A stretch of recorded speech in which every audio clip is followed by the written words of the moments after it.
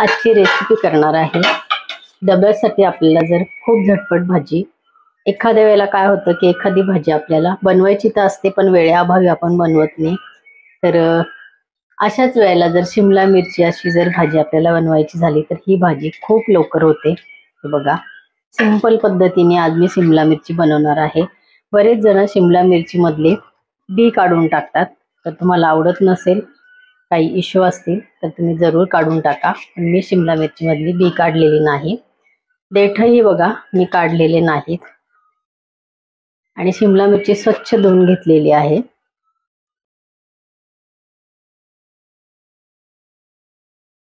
मिरची बघा कापून घेतलेली आहे।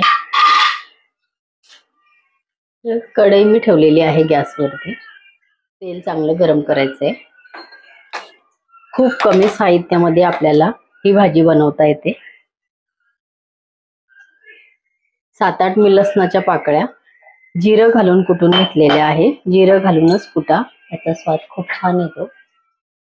एकदम बारीक कुटण्याची गरज नाही, जाडं भरडच आपल्याला कुटायचं आहे, पण लसणामध्ये जिरं घालूनच आपल्याला कुटायचं। शेंगदाण्याचा कूट घेतलेला आहे। 2 ते 3 टीस्पून मी इथे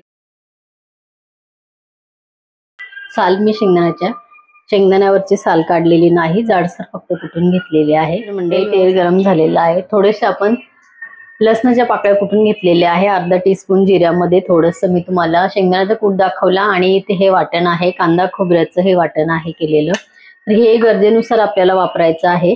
1-2 टीस्पून जरी घातलं तरी या भाजीची चव अप्रतिम येते। ह्या सांगितलेल्या पद्धतीने शिमला मिरचीची सिंपल पद्धतीने भाजी नक्की बनवून बघा।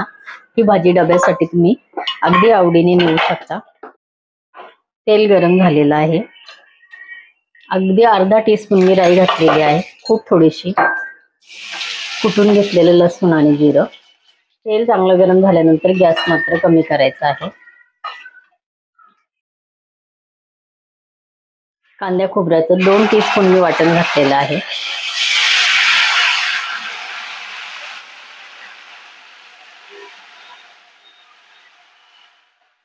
थोडंसं हिंग घातलेलं आहे। रस्सा भाजीचा जो मसाला आहे तो तुम्ही तुमच्या आवडीप्रमाणे घालायचा आहे। तिखट मी 1.5 चमचा घातलेला आहे।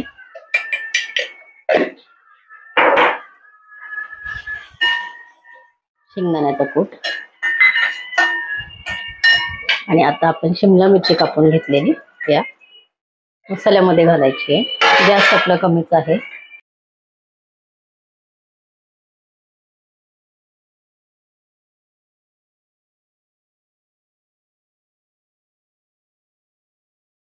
मिक्स केलेला आहे। यावरती मी झाकण ठेवलेलं आहे। झाकणावरती आपल्याला अर्धी वाटी पाणी गरम करत ठेवायचं आहे।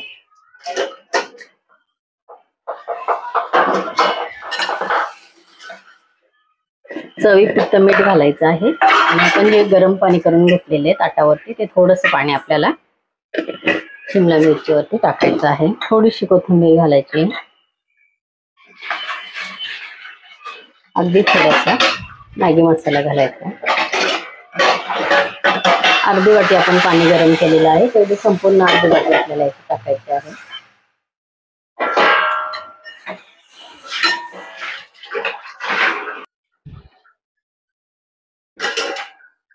मध्ये चेक करत करत आपल्याला 2-2 मिनिटांनी भाजी मिक्स करत राहायची आहे।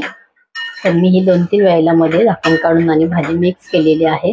तर एकदम मस्त आपली शिमला मिरची तयार झालेली आहे।